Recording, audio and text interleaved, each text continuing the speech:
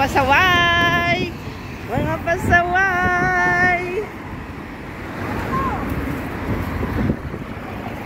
Ano ba? Mga pasaway!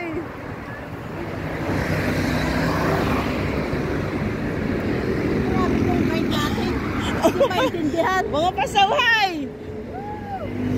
Ayaw sa ano? Pedestrian!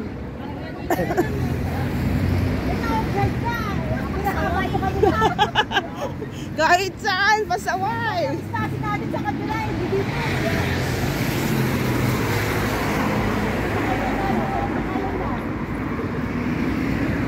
Ba't tayo na dumaan sa pedestrian?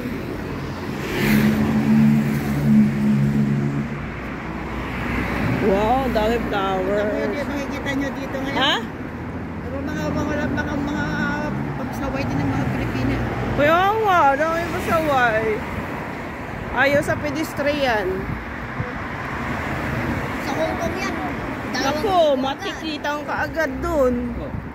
Ay, dito pinapara mo sa sakyan. Oh, siya talaga mag-a-adjust. Sila, sasakyan ang mag-a-adjust. Lalo na yung mga may ride. Oo. Talagang hihinto. Ah. Basta dumaan ka sa may urupuwi. Yung sasakyan na mag-a-adjust. Kapangaan niya. Oo. Basta kakaroon mo yung gumagawin sila. Alam nila yan. Sabay. Huwag ka dito. Sa Hong Kong, naku, bawal na bawal ako. Ayan o. Tingnan nyo. Nagpulis ako sa Hong Kong naman din. Wala kami sa Hong Kong. Oo, sa ano, Kolong site.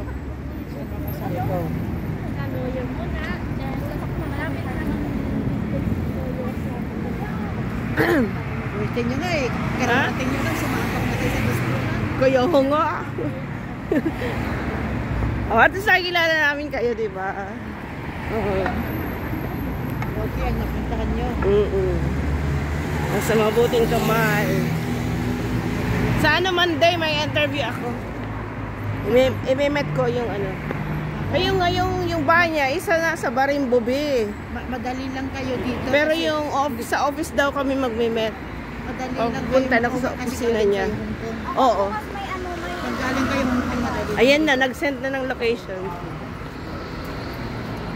Pero ano lang daw, WhatsApp. Ha?